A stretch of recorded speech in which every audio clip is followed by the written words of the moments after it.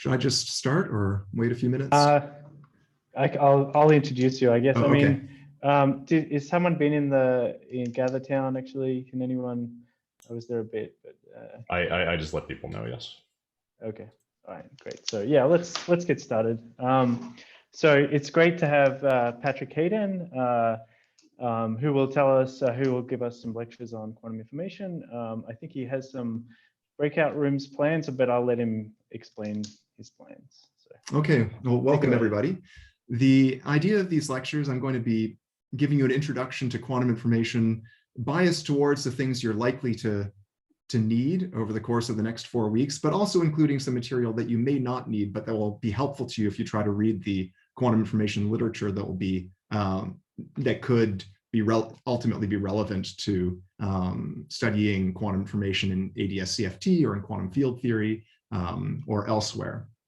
Before we get into the actual lectures, I just want to do a little bit of logistics. So if you, there's some material available for all of you, and I'll share my screen so you can see where you'll be able to find it.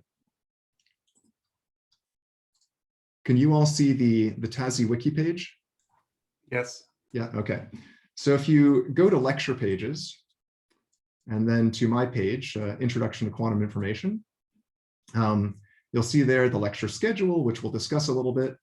Maybe I could in just a moment. A little bit of background reading. If you, pretty much almost everything that we're going to talk about today, you can find discussed in more detail in John Presco's lecture notes. They're free and they're great. So you just click on this course page and you can download everything from there. And scrolling down a little bit, what we have here for each of these lectures, I'm going to be just using a tablet to lecture, but I've made a template. And so basically I'm going to be filling in the blanks as I go along. And so if you want to, rather than taking detailed notes on everything that goes by, if you just want to do the same thing I'm doing and fill in the blanks, then you can just download the template. And I'll make sure the template's available ahead of every lecture. And then also we're going to have breakout rooms. And during the breakout rooms, you'll be working your way through a little worksheet. And so the worksheet is available for download here as well. And you'll see that I've also posted the completed worksheet. You know, this is not a test. This is just an opportunity to chat with some other students and think a little bit. And so if you're stuck on something, you know, you're perfect. It's permitted to take a look at the completed worksheet and to get yourself over the hump. All right. So the lectures are going to be there are 5 lectures.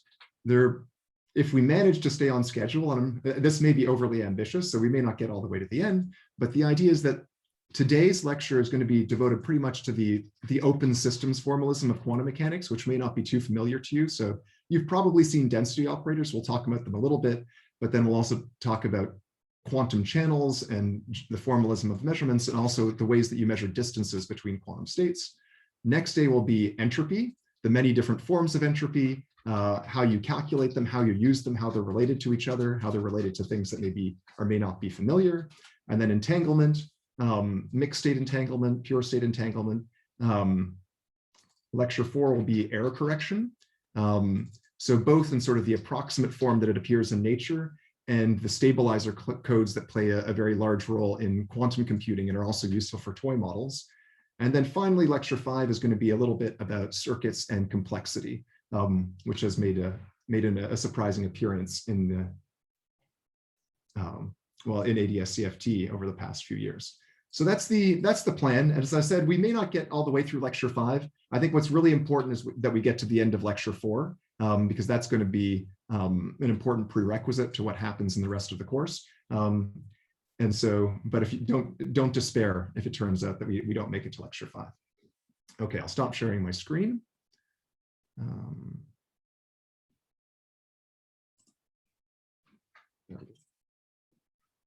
And now I will share a different screen, which is actually my tablet, and we'll get started on these lectures.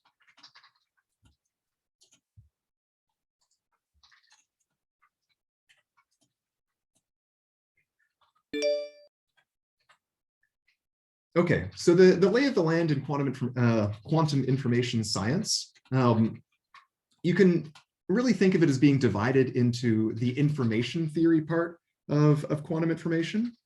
Oops.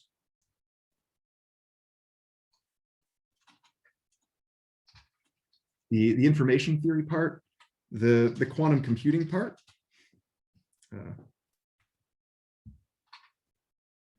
And then implementations. Obviously, in this course, we're not going to be talking about implementations of quantum computing or quantum information, but we're going to cover most of the topics on the left that I would think of as being the core of quantum information theory.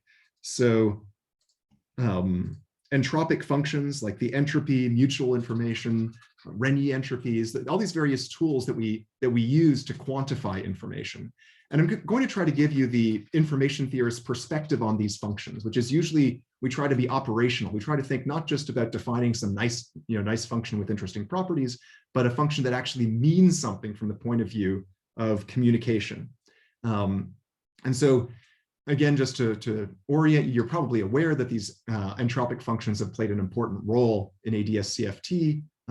They've also played an important role in quantum field theory in terms of understanding monotones under renormalization.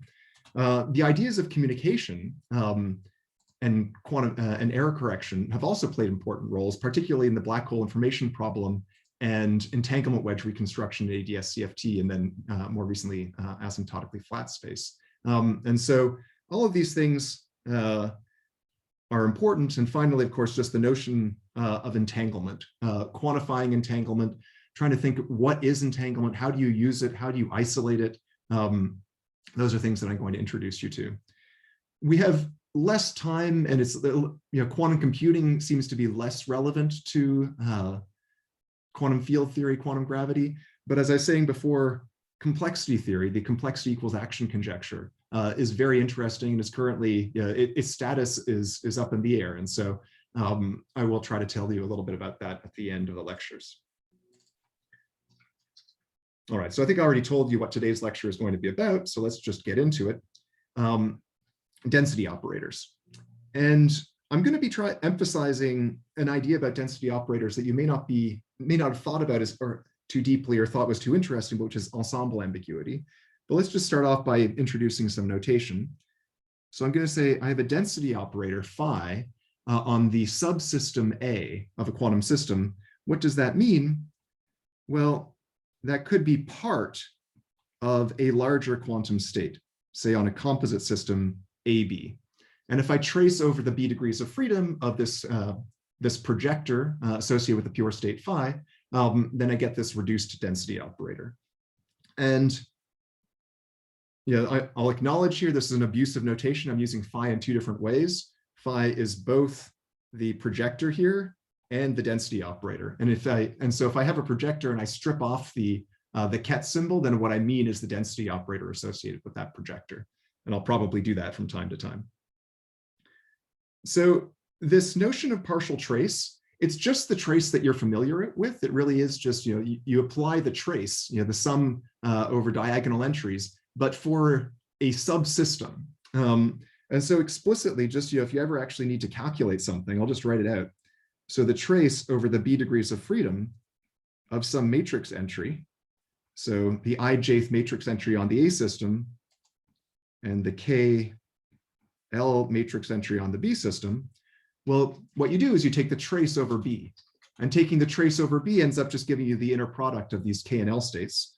So this is the ijth matrix entry on the A system rescaled by this inner product, like that. And so that's the, there's more to, you can say more about calculating with a partial trace, but at least in principle, that's everything you need to know if you want to do calculations. So why are density operators useful? Well, they're useful because they tell us everything there is to know about the quantum state with respect to that subsystem, in the sense that if we have an observable, which is only on the A subsystem, and we want to calculate the expectation value for the quantum state phi, the ket, what we do is we write down the observable. But of course, it's really, in terms of the composite system, it's observable. It's O on the A system and nothing on the B system, so tensored with the identity. And then we write down our quantum state. And this is how quantum mechanics works, right? This is the expectation value of the observable O tensor I. But we can use that partial trace over the B system to rewrite this as the trace over phi A OA. Right, so as promised, the density operator, the reduced density operator, the density operator on the system A, is all the information that we need in order to evaluate the expectation value of any observable on subsystem A. And so everything else is superfluous if we're only going to be talking about the subsystem. And so this can be both an economical device, for just doing quantum mechanics, but also it leads to some interesting conceptual developments, as we'll see. So what are the properties of density operators? Well, they are positive semi-definite. So I'll write that as rho is greater than or equal to 0, by which I mean the eigenvalues of rho are greater than or equal to 0, not the matrix entries. And that follows from the fact that the original state, the projector on the AB system, was itself positive semi-definite. And then the trace of rho is equal to 1. And that just tells you that when you perform any measurement, the probabilities of the different outcomes have to sum to 1. And so that's why the trace of rho has to be equal to 1. Okay, so that's you've probably seen those things before, but I'll pause. At any point, if someone has a question, you can just raise your hand. I'll have the participant window open here, and I think other people will be keeping an eye on things to make sure that I don't miss questions. But does anyone have anything they want to ask about density operators before we move on? No? Okay. Right, so it is useful to have this picture in mind if you haven't seen it, which is called the block sphere. And this only works for qubits, but nonetheless, it gives you some good intuition. So we can parameterize the density operators associated with a qubit in the following way. So the coefficient of the identity matrix has to be 1/2 because the trace has to be equal to 1. And then there's traceless stuff. And the Pauli operators form a basis for the Hermitian traceless matrices. So we can just dot in a real valued vector R and get an arbitrary Hermitian matrix of trace 1. And it turns out that the condition of being positive semi-definite just is the condition that this vector R has to have length less than or equal to 1. And so the density operators correspond to points inside the unit ball. And the surface of the unit ball consists of the rank 1 states. So the states where their rank is equal to 1. And we call those the pure states because those are kets. Those are single, rank 1 quantum states that can be represented by vectors. This is a 3-dimensional state space, three real dimensions, and the unitary transformations on rho act on this space, and so they have to act by rotations, and so the unitaries act by rotations. There's a privileged point, which is the point that doesn't change, and that has to be proportional to the identity matrix. And so the point that doesn't change is the origin, and that's what we call the maximally mixed state, the state whose eigenvalues are both 1/2. I guess I should have pointed out that the axes here, I forgot to mention that, the axes are the expectation values of sigma y, or sigma x, sigma y, and sigma z, which are also just the coefficients, pretty much up to a factor of 1/2 of these of the vector R. And I think that gives you the block sphere. Now, the thing that I find particularly interesting, or one thing that I find interesting about this picture, is that it allows us to think about the ensembles of pure states that can represent a given mixed state. And I guess I didn't emphasize this point, but you can take convex combinations of density operators. So if I have rho and sigma, then lambda rho plus 1 minus lambda sigma is also a density operator. It's also trace 1. If lambda is a real value between 0 and 1, then this corresponds to statistically with probability lambda being rho and probability 1 minus lambda being sigma. And so there's a convex structure to the set of density operators. And that corresponds to the different ways that you can decompose a given density operator into other states.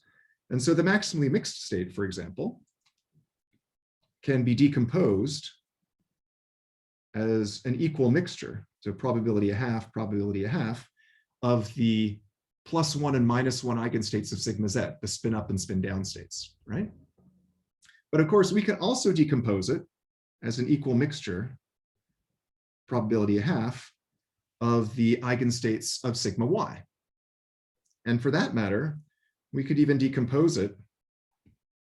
Oops.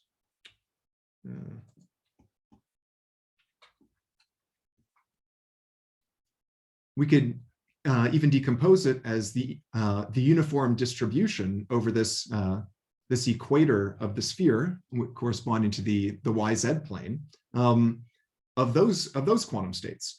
And given any density operator which is not pure, there's a continuum of different ways that you can decompose it into ensembles, into different pure states that have the same density operator. And that is actually the reason that some forms of quantum cryptography work, that you can fool that an adversary, even though you're working with different quantum states that are produced in different ways, the adversary can't tell them apart. It might correspond to this kind of situation right here. Density operators that are indistinguishable, but underlying ensembles in some protocol that are not, from the point of view of the participants who are trying to execute the protocol. And if you don't think this is interesting, you should contrast this with the classical situation. So here, let's think of a classical random variable that can take values 0, 1, or 2. Okay, and so the different possible probability distributions are points in the simplex, right? This plane, and I've drawn the triangle in the plane. The sums of the probabilities have to add to 1, and of course the probabilities have to be non-negative. And if you choose any point, there's in that simplex, there's a unique way to decompose it.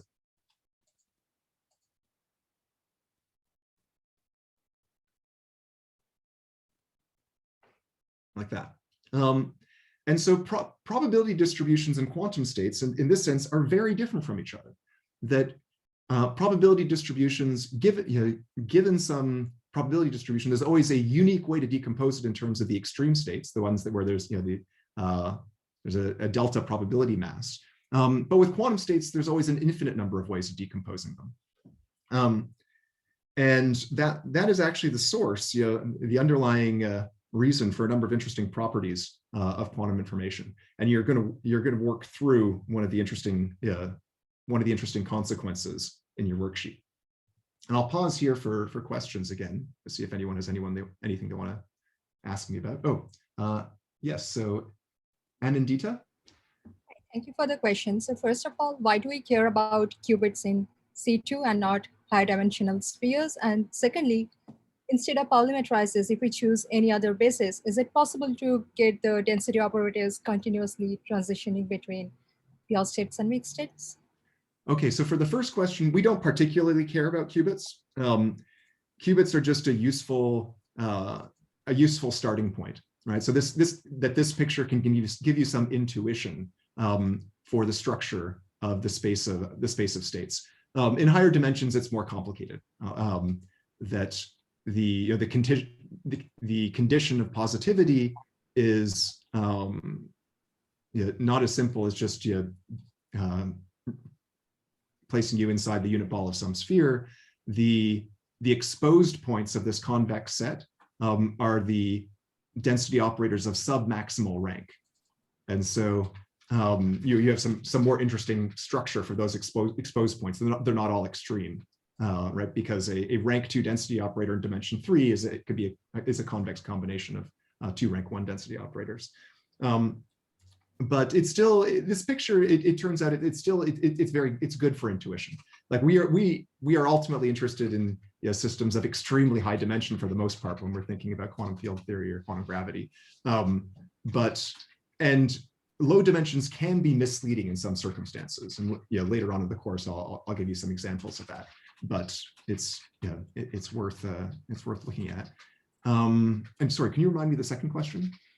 Yes, sure. So is the choice of basis vectors Pauli matrices unique, or we can start with any basis vectors and we can have the same property, density operators on pure state, making a transition into density operators over mixed states? So the choice of basis is not that special, but what this really is the adjoint representation of SU2 is what you're looking at here. Like you're acting by conjugation on the Hermitian matrices. You have 2x2 Hermitian matrices, and that's a three-dimensional vector space. So the choice of basis doesn't really matter a whole lot. It's just to be concrete. That makes sense. Thank you so much. Yeah, you're welcome. Okay, so that's it for the very brief introduction, if you haven't seen them, to density matrices. Now I want to talk about transformations of states. So this includes the time evolution of quantum mechanics, but it might it might include stuff that goes beyond our usual notions of time evolution. And so we're going to be talking about quantum channels and then quantum measurements. So classically, there's this notion of a noisy channel, which is supposed to capture anything that can happen out there in the world, given some classical system coming in and some well-defined state producing a classical system and a well-defined output state. And the model that that you might have is there's an X coming in, there's a Y coming out. So here time is going to the right. Time is going to the right in these lectures just because that's the convention in quantum information. But for the imagine for most of the other lectures in the course, time will be going from bottom to top. So what could you do? Well, Y could be a function of X, right? That the system could deterministically produce some Y for an X, but it's also convenient and a good useful model to think of Y being stochastically produced from X. That there's a when X comes in, Y is produced with some probability P of Y given X. And we'd like to know what is the sort of the quantum analog of some transformation on these density operators that could be a noisy transformation, it could be noiseless, that just kind of captures anything that might happen out there in the world. And that's going to be our notion of a quantum channel. I'll sell it. I put noisy in parentheses because it need not be noisy, but it's the quantum noisy channel. And it may not be obvious, it's not really obvious at first how we should define these things. And so maybe we should just start off with an example. So let's try an example. And our example will be that there's a density operator coming in. And where does noise come from in physics? Well, our quantum system that comes in might interact with some other system, an environment, for example. And we could just for good measure, or not for good measure, but kind of without loss of generality, just imagine that this other system begins in a pure state.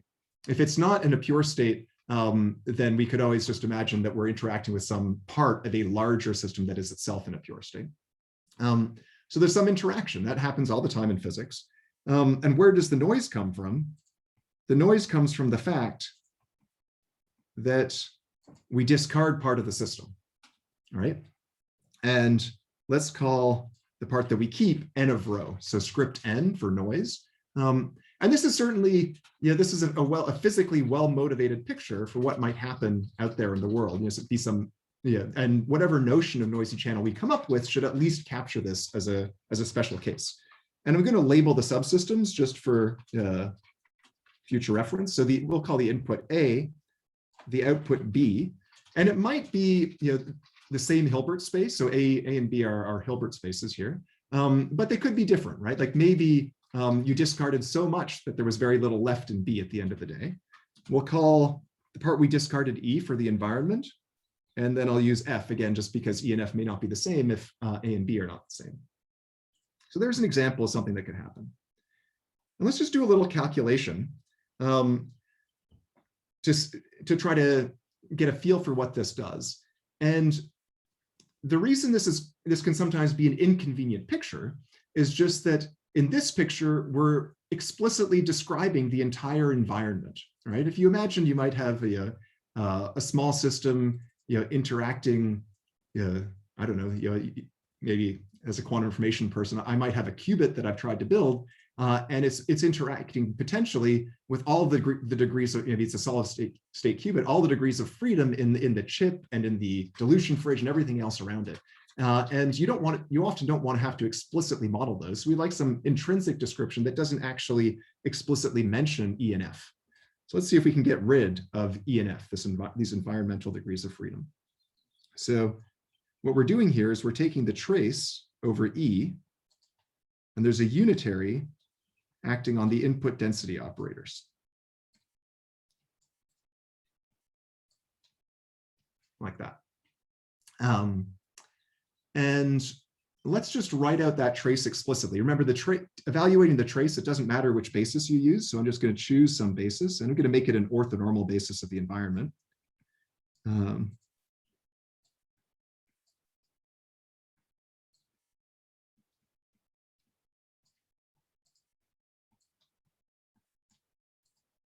Like that. And what we can do at this point, if you look here, the matrix U has 4 indices, right? It has the A and F input indices, and it has the A and F input indices and the B and F output indices, or B and E, I should say. And we've actually fixed 2 of those indices, right? So we had the matrix U, we fixed the E index, and we fixed the F index.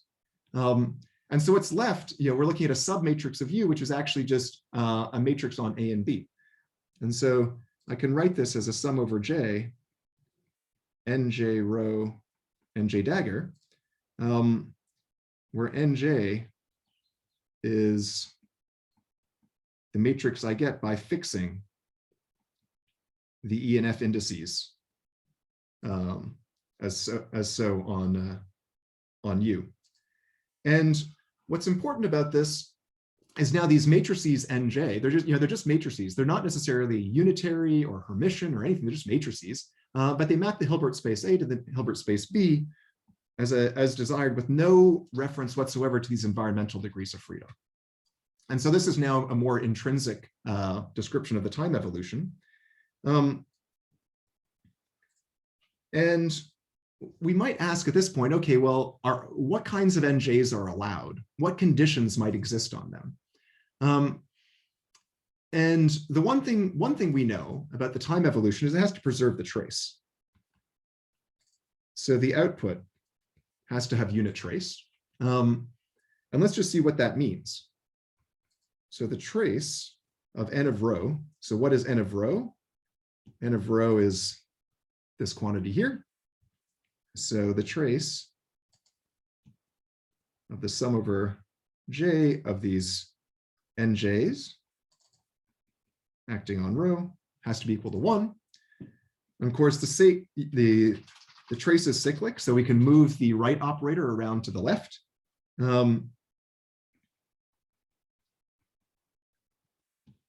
And what we get is that the trace of sum over J, Nj dagger Nj times rho has to be equal to 1. And this condition has to be satisfied for all rho. So can anyone tell me, what does that tell us about the sum over J, Nj dagger Nj?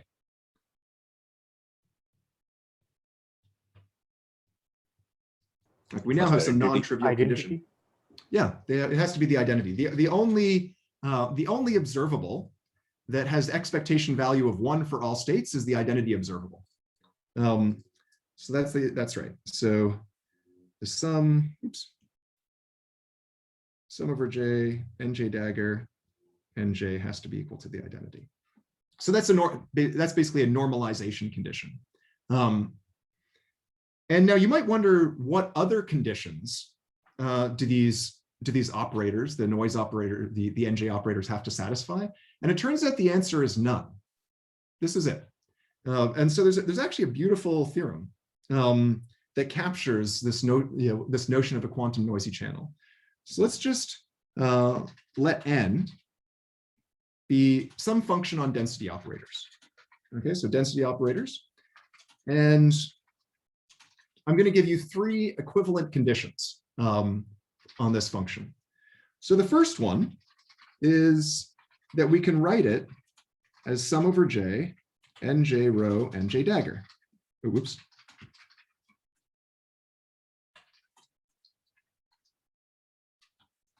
Right? With the nj satisfying this normalization condition that nj dagger nj sums to the identity. Okay, and this is called the Krauss form of this map. So there's one condition, and I haven't, or one's one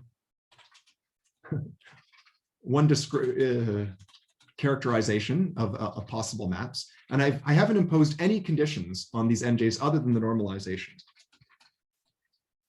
So the second equivalent notion is this one that we came to before, that we have some rho coming in, and we also have some state of some environmental system, which we called F before. They interact unitarily, and then you trace over some e degrees of freedom. And so this is actually equivalent. So if there exists some Hilbert, some environment systems E and F, and there exists a unitary U, such that you have a map that takes rho to n of rho of this form, that's actually equivalent to what we saw before. And what we showed is that if you have this 2 condition, you can derive 1. But now we're learning from 1 you can derive 2. And actually, it's not very hard to derive 2 from 1. So if you want to try it, I'll leave it as an exercise. This is called the Stein spring dilation of the channel, if you ever hear that jargon. But then there's a third characterization, which is in many ways more satisfying. And it's more abstract. And so the third one is that n is a linear map. Now, why would you want a map on density operators to be linear? If you want to be able to preserve the interpretation of a density operator as a probability distribution, it should take your map should take convex combinations of density operators to convex combinations with the same weights. And so that's essentially telling you that the map has to be linear if it's going to have a good interpretation in terms of probability. So being linear is a desirable thing. And we ask that the map always takes density operators to density operators.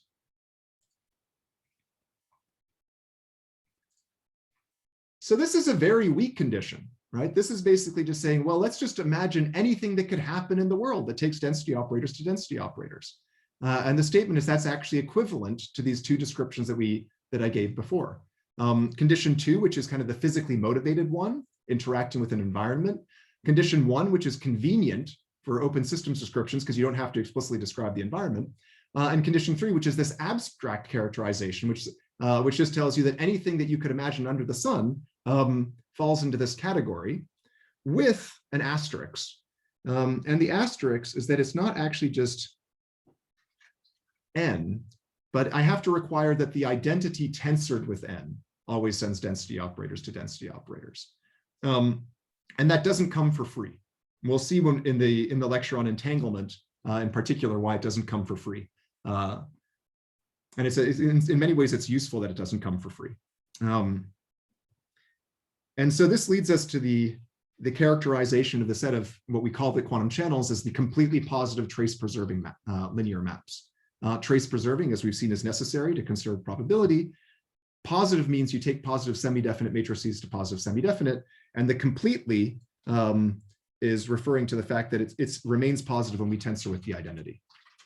And so this is what a quantum channel is. Yeah.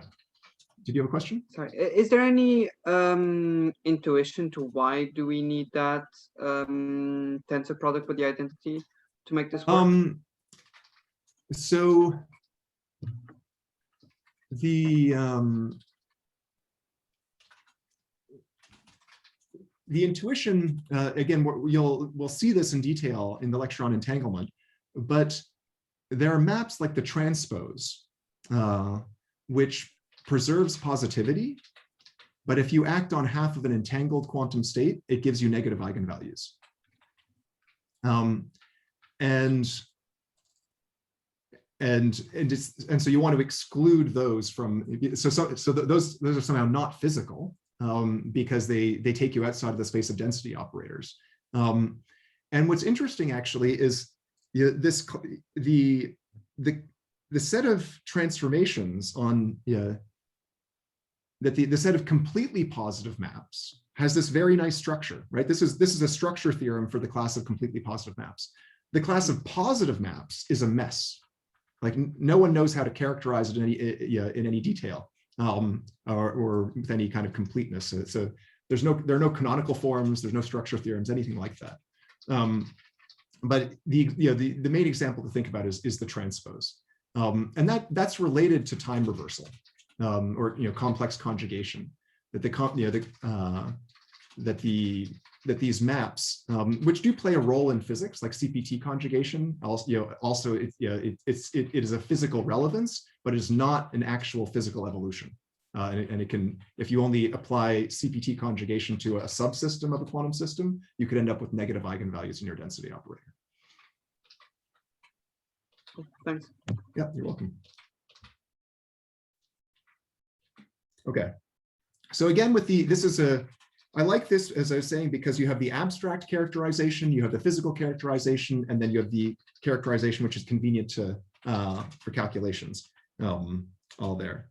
So let's look at a few examples, again, just to get your intuition. And these will be qubit examples, again, not because qubits are particularly important or special, but just because they're easy to visualize and they give you some intuition. So what we call the depolarizing channel is the channel that with some probability, say 1 minus lambda, it does nothing. But with probability lambda, it replaces the state with the maximally mixed state. So for qubits, d is equal to 2 here. And I'll ask you, what do you think that does to this block sphere? This channel? Anyone have any intuition for what it might do?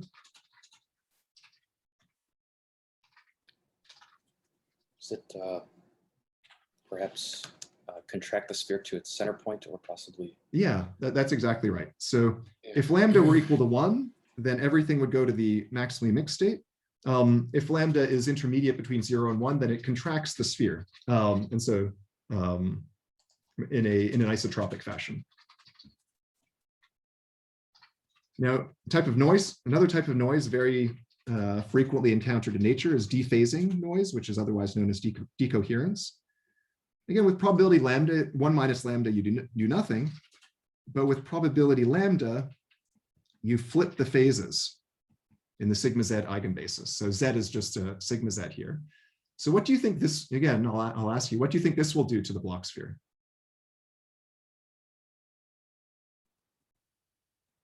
Any ideas?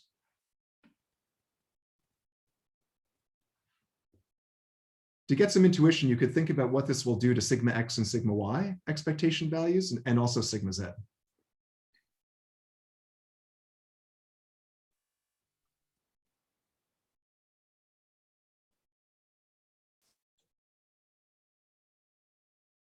Okay, well, so it preserves the z direction and shrinks the other directions. That's exactly right. So this does not affect the sigma z expectation value, but it shrinks x and y in equal measure.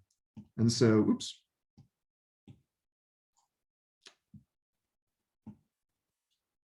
So what we'll do is something like this. The poles will remain where they are.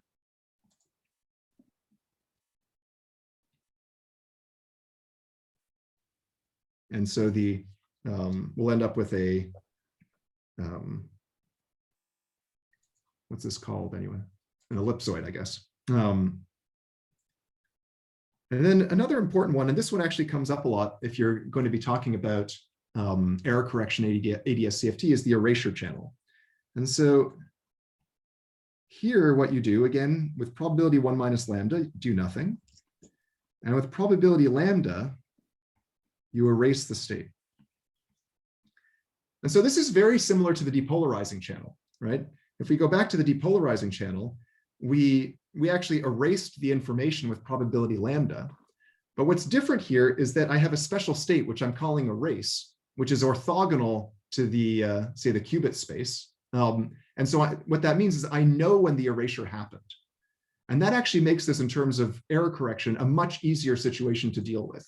That in the first case, you don't really know what happened, whereas in the second case, you know that erasure happened. So these look very similar, but somehow this erasure noise, and we can discuss in more detail when we talk about communication, is much more benign than depolarizing noise. And I should perhaps go a little bit quickly, but since you're physicists, we should talk a little bit about the infinitesimal limit. So if we go back to the Krauss form right here, imagine that one of these nj's was very close to the identity. And so you expand it as the identity plus a little bit. Now you're familiar that in conjugation infinitesimally becomes a commutator. And so the infinitesimal limit of that Krauss form, it has for the Krauss operators that are not close to the identity, it has this piece which is just what you'd expect, conjugation by these noise operators. We call them jump operators. And there's also, let me just, I always forget the order here. Yeah. Conjugation with the Hermitian matrix, and minus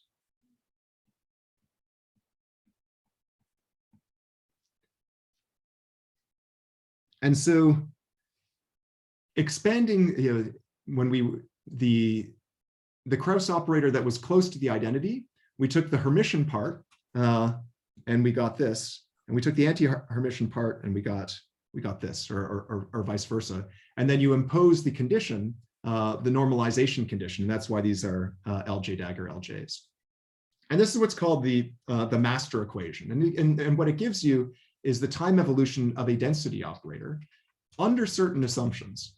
And it's worth looking, remembering what was the assumption under which this Krauss form worked. And the assumption, going back here, was that the environment started out in a state that was product with the density operator. And so if this is going to be true at all instants in time, what this amounts to is saying that at each instant of time, you have a new environment. And so this is a Markovian assumption. And so this master equation is valid under the assumption that the correlations in the environment kind of are reset at every step. And the density operator never becomes entangled with the environment. And just again, a concrete example of this situation, you could think about a harmonic oscillator. And the way you damp that harmonic oscillator, the jump, you just have to introduce a jump operator, which is proportional to the annihilation operator in that oscillator. And you can put a rate in front of it. And then if you solve this in the Heisenberg picture rather than the Schrodinger picture, so you don't look at the time evolution of the density operator, but rather of the observable, what you'll see is the usual harmonic oscillator piece, which corresponds to just a circular motion in the in phase space, and minus a decay. And so, as you would expect, this is how you can describe a damped harmonic oscillator. So the phase factor is actually, or the sort of phase space factor is spiraling into the origin. And I'll pause again for questions. Anyone want to ask anything about quantum channels? I should say, if you're wondering, when are these things going to come up? These will come up and play an important role when you're, and I assume that the lectures on quantum information and quantum field theory, you will be discussing monotonicity in the renormalization group. And so the quantum channels play an important role there. And they also play a role, but maybe less important role in the quantum error correction story in ADS-CFT. But are there questions? Pat, I see Alec has a hand up. Okay. Go ahead, Hi. Al. Yeah. I have a question about the third characterization of the noisy channel. Sure. So what's the space on which that identity operator acts? Good question. So this is a priori, it's, you have to tensor with any possible Hilbert space. So it should be true whenever you tensor with the identity. In practice, it's enough to just take if n is, if the density operators, if n is acting on density operators on some Hilbert space H, it's enough to just tensor with H. Thank you. And actually, if you take a single pure entangled state on that doubled Hilbert space, it's sufficient to just check that the output of that is positive semi-definite to test this complete positivity. So is the necessary criterion that we want the dimension of that space to be greater or equal than like our origins? Yeah, exactly. Yeah. And Anindita, you had a question? Or is that just a residual hand? No, thank you. I have a question. So the parameter lambda in the dephasing or erasure channel, is that parameter determined by something in the system? And apart from the bound between 0 and 1, are there any other constraints on that? So yeah, those parameters, so these are just idealized models of noise. Like, the real noise that you would encounter in some system is going to likely be a little bit more complicated than this. But they are just determined by the physics of the system. And yeah, any lambda between 0 and 1 is valid. You can check. Actually, what I've written down here is almost the Krauss form, and so you can just verify that they satisfy the normalization condition, and then you can say, okay, these are quantum channels. Because I guess you'd also have to verify the complete positivity, but that's also, again, easy to check in this case. Okay, thank you. Yeah, you're welcome. Okay. So those are channels, and I'd like to talk a little bit about measurement as well. And you probably, you've encountered measurement in quantum mechanics before, and traditionally the way that this is discussed is using, say that a measurement corresponds to a set of orthogonal projectors. So maybe they're labeled by k, so I have some pi k's, and I have, the condition is that those projectors have to sum to the identity. And that corresponds to the condition that when you actually perform the measurement probabilities have to sum to 1. And in the language of observables, what you would say is that these orthogonal projectors are projectors onto the eigenspaces of your observable, right? And so this is, if you've taken a quantum mechanics course once, this is probably what you encountered for measurements. But I want to play the same game that we played before, thinking about the fact that when you actually measure a system, you bring it into contact with an apparatus, or you could interact with some larger system, and you could actually perform a measurement on that larger system. And then the question, it was profitable before to say, well, how could we describe such a situation without reference to the larger system? In this case, what I'm calling E and F. And let's think about the special case where the set of orthogonal projectors that I measure is just this measuring this orthonormal basis that I used to define the Krauss operators earlier. Like how do I describe this measurement only in terms of A and B? And the answer is pretty straightforward. Remember, we had these NJ operators, which were the Krauss operators. The outcome probabilities for this measurement are nothing other than the trace of the corresponding terms in that Krauss form of the channel, right? So the channel was a sum over J. Each one of those J's was a positive semi-definite operator that did not have unit trace, and so its actual trace is the probability. And the state transition that occurred, well, rho was acted on by conjugation by the Krauss operator. Now, this is not normalized, and so we have to normalize it by just dividing it by its trace. And so this is the more general way of talking about measurements. And the virtue is that, pretty obviously, if you think of measurements in these terms, you're going to be able to do things that go beyond orthogonal projectors, right? So how can you characterize these measurements? Well, you characterize them using, let's see. So I remember what I wanted to write here. Yeah. Using MJ, which is actually NJ dagger NJ. That if you look above, this probability is really the trace. Oh, maybe I'll write it out. The trace of MJ against rho. And so if you want to calculate the outcome probabilities for some measurement, all you need is to know these MJ operators. And the conditions on them, well, the normalization for the channel told us that they sum to the identity. So that's the same as for orthogonal projectors. But there was no other condition on the ends. But if we look at this, this tells us that the MJ is positive semi-definite because it's basically the square of the n. So MJ is positive semi-definite. And so that's really how you should think about measurements. And the vocabulary, if you read a paper, such an object, a collection of MJs that sum to the identities and is positive semi-definite, is called a positive operator valued measure, a POVM. And it's a really nice formalism to have available to you because it allows you to make sense of some situations that are puzzling. So imagine that we have light, say a single mode, the optical field, and we aim it at a beam splitter. And for one output port of that beam splitter,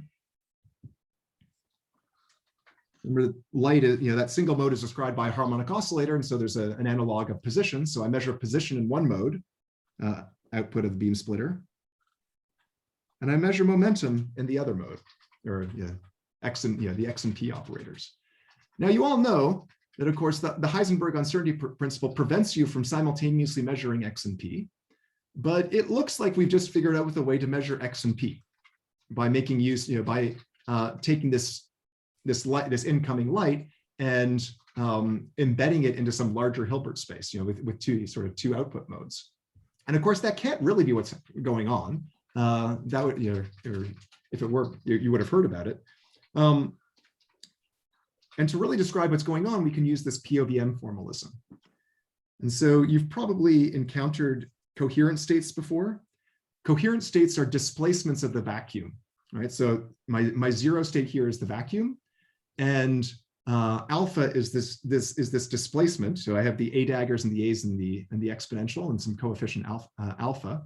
And so what this amounts to is I displace in position by the real part of alpha, and I displace in momentum by the imaginary part of alpha.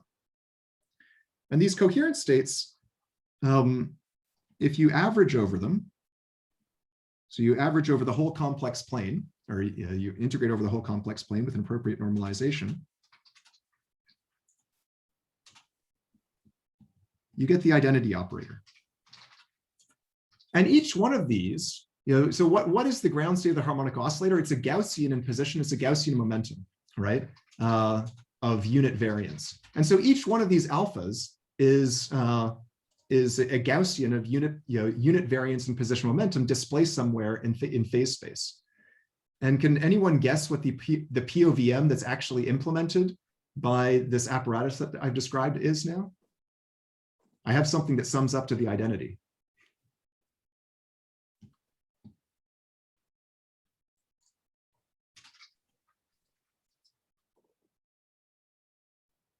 Any guesses? So alpha is a substitute for position momentum. Remember, the real and imaginary parts of alpha are the expectation values of position momentum. So my POVM elements are just 1 over pi times alpha, projector onto alpha. So this is an overcomplete, the alphas are sometimes called an overcomplete basis. They're not orthogonal to each other, but if I sum them up in the appropriate way, I get the identity. And so this is a noisy measurement of position momentum, which does not violate the uncertainty principle. And it's described in this very nice way without needing to talk about the additional modes. I'm going to skip what comes next because I want to give you time to actually, we can discuss this story. This is just a situation where these POVMs can do something, can measure something that you might not have thought possible. And you can ask me about it after the class is over. But for now, I think since we don't have too much time left, I'd like to let you go off and work on worksheet 1.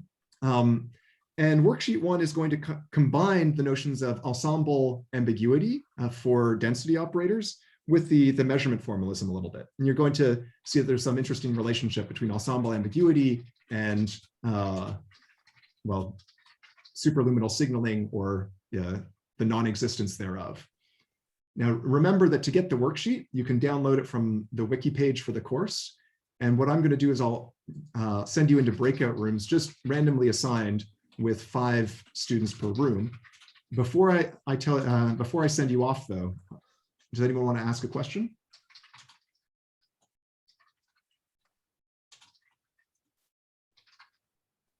No? All right, let's make these breakout rooms.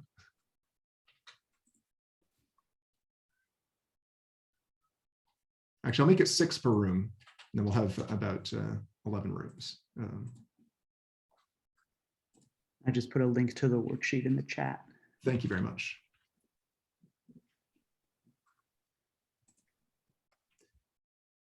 Now, I'll try to circulate among the rooms. There are 11, so I may not get to everybody, but we have some other faculty members here. They've never seen this worksheet before, so they don't know what the answers are, but they might circulate as well. We'll see and chat with you. And then if there's time, we'll come back. And if there's not time, we'll just take it up at the beginning of next day.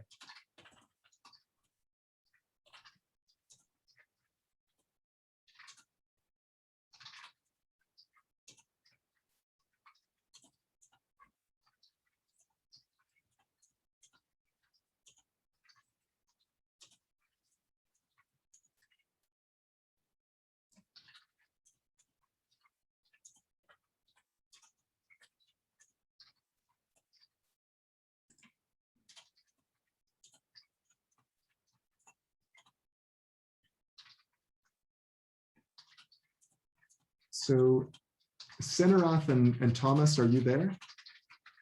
And Alex? So Alex is our TA. Yeah. Oh yeah, okay. And Shanta is a faculty member at CU. So okay, so they're not having difficulties joining the rooms; they're just hanging out here. Yep. Okay, so the other faculty members, again, you don't need to circulate. You're not, but feel free to if you'd like to chat with the students. I'll just start at room 1 and gradually make my way up.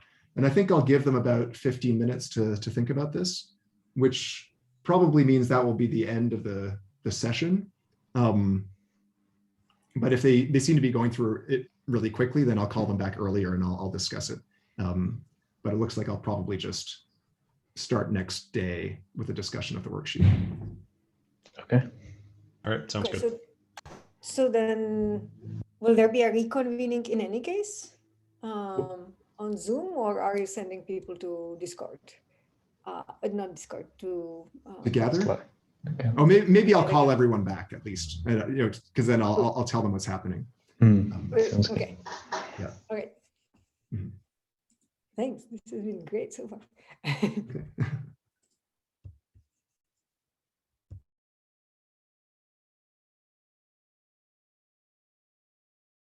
I guess we'll leave the recording running and just this part will be edited out.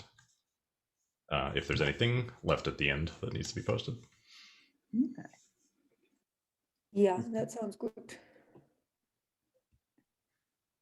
I was going to see if Patrick was here and check in with him about questions. I noticed he mentioned that students should raise hands, and students are obeying that. But I thought I'd maybe check with him when not everyone was listening to see how he felt about people just unmuting. Just going for it, yeah.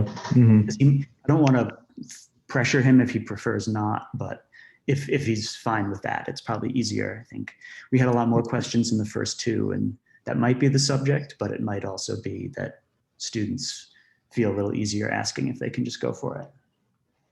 I see. Mm-hmm.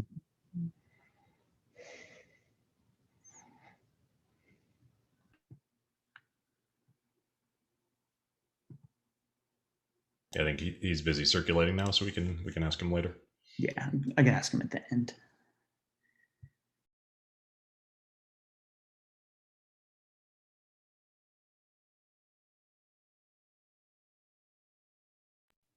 So while you guys are still here, let me just check. We can, for the last lecture, for Mukun's lecture, we can just leave things on Zoom, stop recording, and that way that you'll still have the iPad or whatever. He can be using that rather than trying to go to Gather Town, right? Yeah, sure. And I think it was good, like the way Thomas did it after Henrietta's lecture, that had maybe, there were questions, 5-10 minutes of questions, and then sort of said, okay, let's stop here and people can leave, not make people feel like they need to stay forever, but then just sort of leave it open also. Yeah, I stayed till the end. Henrietta stayed for about almost another 30 minutes. Oh, is that right? Answering questions on Zoom. I left, so. Mm-hmm.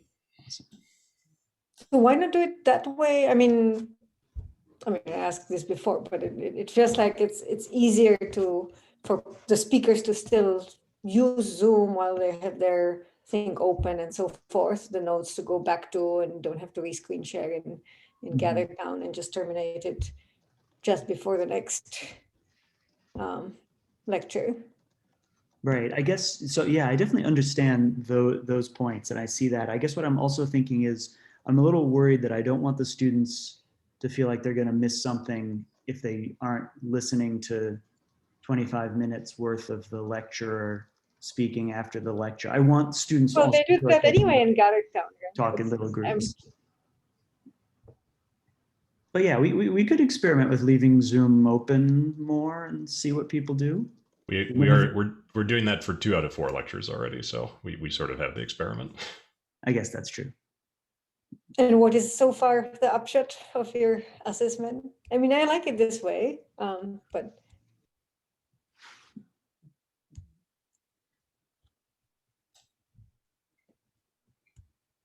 Yeah, I mean, what we did last year was only had the one organized coffee break, and I believe in between lectures we just sort of let people linger on Zoom. So it could be that we'd get sort of better attendance and more small group discussions at the afternoon coffee break if it was unique instead of trying to have 3 per day. But I don't know. This is certainly one of those things that we could try both ways and then ask people what they think. Yeah, sure. I mean, I feel like I knew what my justifications were for things, but I'm happy to experiment and change things around if it seems different. I wanted to encourage students to talk to each other in groups of 5 or 6, and not just. So far, we had people really clustered around the lecture. When Ashok was at Gather, everyone was around Ashok because there was one group of like 6 people who was having their own chat for a little while, and that was nice. But I'm willing to try slightly different things and see what seems to be working.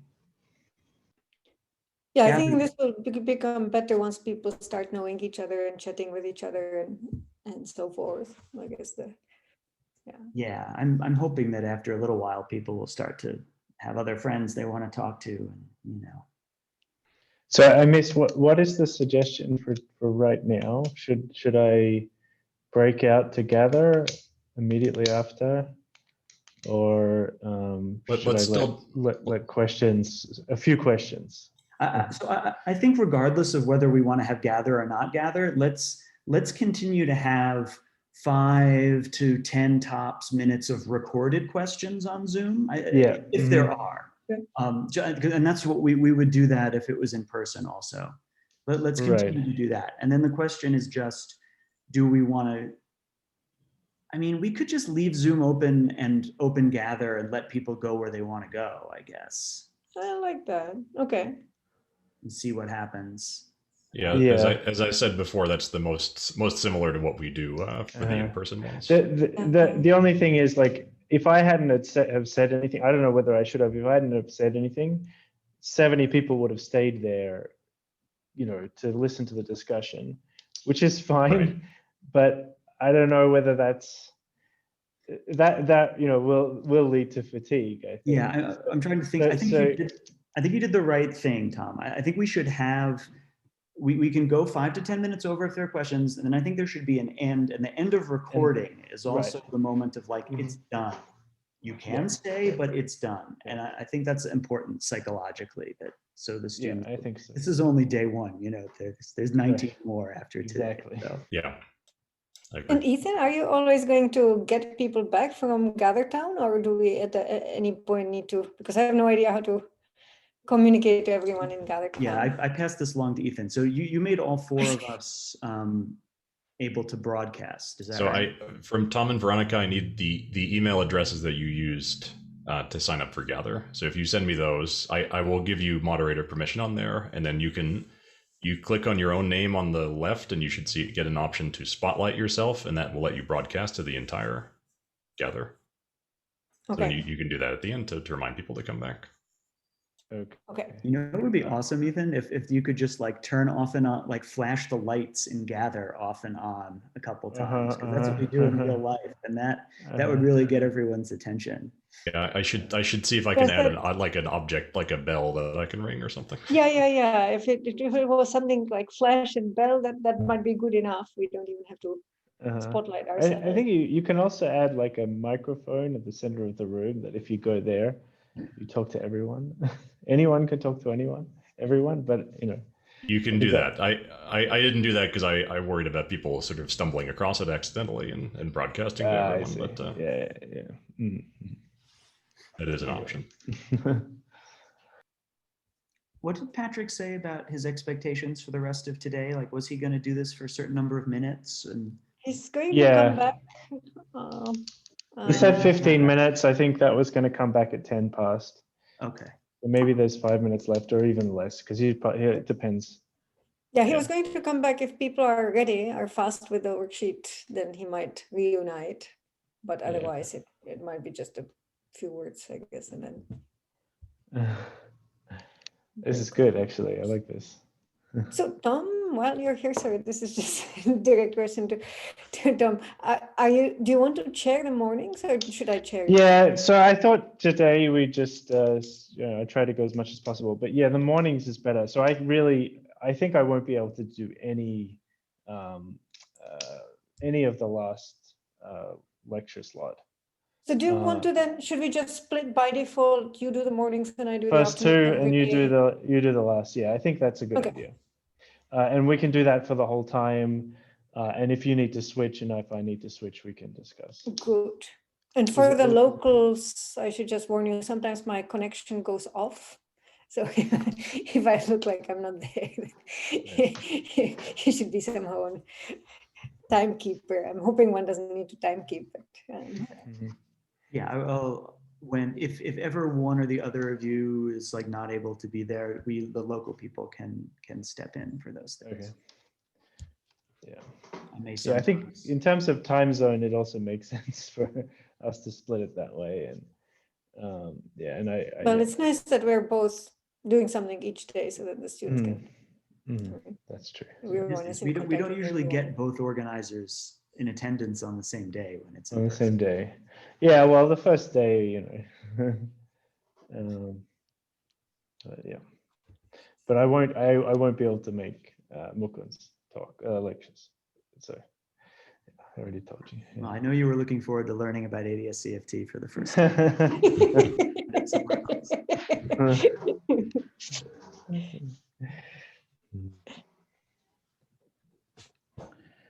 Well, good guys. I feel like things are off to a pretty good start. Actually, it's got some good speakers and a lot of good questions. So I'm feeling good about it. Yeah, I'm happy with the questions. It seems good. I feel like students are just more happier to ask questions over Zoom than in real life. There seems to be a slightly less intimidation barrier of asking that question. So I'm glad to see it. I would be giving Patrick a 5-minute warning right now. Well, maybe we should. Let's see. Do I even know how to enter a breakout room? Like he's made it to room 4. Click on breakout. Click on more and then breakout rooms, or yeah, just breakout rooms. Yeah, I have it. How do I go there? I think you just the there's number. a join. If you see Oh, the yeah, there it list, is. I the join, yeah. Okay, Patrick is in room 4. All right. I can go tell him unless one of you would rather. Let me see. Oh, You are not joined, Tom. I'm not joined. Yeah. You He was, he showed. was invited. Should I? He was just auto invited. I'll go let Oh, him know. Oh, look at this. Patrick Hayden's iPad has been joined to him, but anyway, okay. Here we go. I'm gonna go.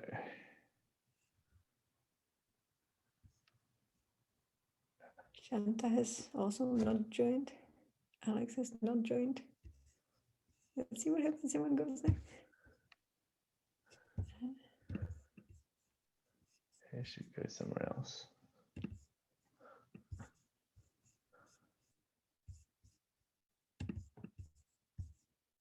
Okay, let's see.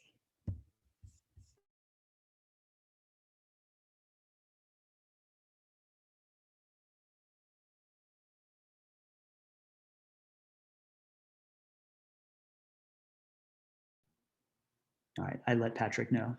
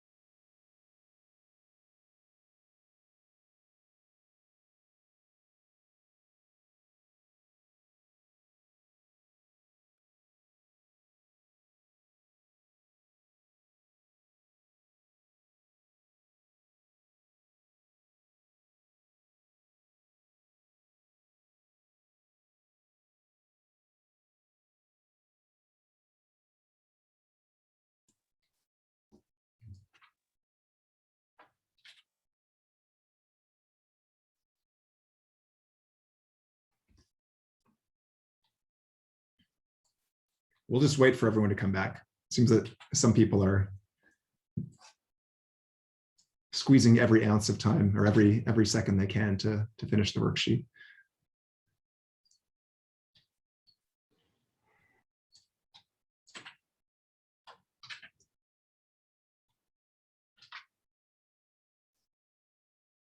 All right. So I think we've come to the end of our hour and 15 minutes. I hope that was interesting. We'll discuss, I'll discuss the solution of the worksheet at the beginning of the next lecture. And as predicted, I think I just had a little bit more material than fit into the hour. So we'll talk about distance measures next day. That actually fits nicely with the discussion of entropic functions.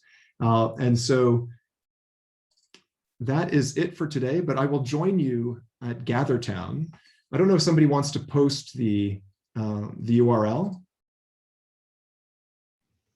It's posted. Oh no, that's old, right? It is posted in the Slack general channel. It's in Slack, there, okay. but I will. I'll put it here too. We could also, Patrick, we could take a couple of questions here on Zoom that will be recorded along with the rest of the lecture, if anyone has any, before we head over to Gather. Okay, sure. More informal chat. Yeah, and if anyone wants to ask any questions about the worksheet, that's fine.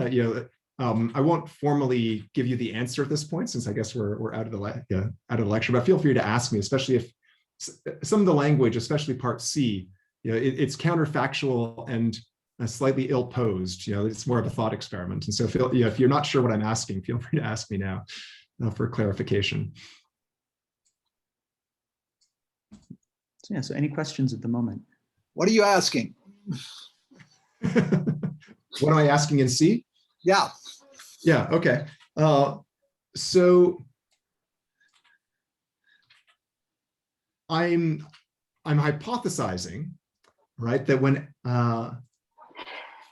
that every different mixture of quantum states with different weights of probabilities among those quantum states is somehow distinguishable by measurements, right? So that there's some measurement that you can perform, that, like, say you had the equal mixture up down and the equal mixture left right, that there is some measurement that would have different outcome probabilities for those two preparations. Now, quantum mechanics is not like that. But part C is, it's a counterfactual. I'm saying, imagine that were the case. How would that lead to superluminal signaling? And so the flip side of this is what I'm asking you to explore is, why is ensemble ambiguity crucial for the consistency of quantum mechanics with relativity, right? That if you did not have this ensemble ambiguity, then quantum mechanics, you could not marry quantum mechanics and relativity, because measurements in one location would instantaneously cause effects elsewhere. So that's what's being asked in C. How could you use the fact that Alice's measurements from parts A and part B lead to different ensembles to B to communicate superluminally? Does that answer the question of what I'm asking? I'll have to think about it. Okay. Just a clarification question. Ensemble ambiguity is, like, as I think about it, it's just invariance under change of basis, right? That's what you mean? No. What I mean, the ensemble ambiguity is that for any given density operator, there are many different state preparations, right? So you can think of probability distributions over pure states that will have the same density operator. Like the example I was giving before, the equal mixture of up and down will have the same density operator as the equal mixture of left and right. Mm-hmm. So there's no way for, if somebody prepare, those are two different preparations of quantum states. But if I prepare a system, either according to preparation A, which is equal mixture of up and down, or preparation B, which is equal mixture of left and right, and then I hand it to you, there's just no way for you to tell what I've done. But it's just they're related by basis, change of basis, right? The two but there's more to it than change of basis, because another preparation that would have been equivalent would have been the uniform distribution over, say, an equator of the sphere. That would also have been perfectly fine. Or the uniform distribution over two latitudes, one 30 degrees north and one 30 degrees south.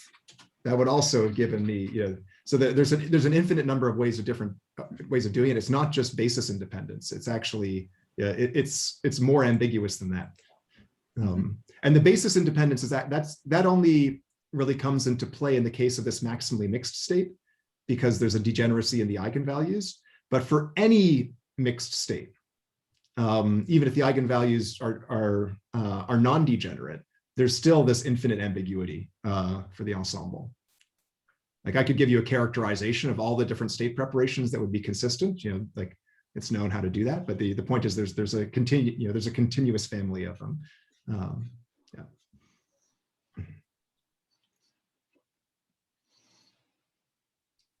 Sorry, do you have a good reference for that? Or yeah, sure. Actually, if you go into, just look at the press school lecture notes, there's a discussion of ensemble ambiguity, and the theorem is the Houston-Josa-Wooders theorem. And he discusses it in there. Thank you. Yeah, you're welcome. Are there any more? Is there another quick question?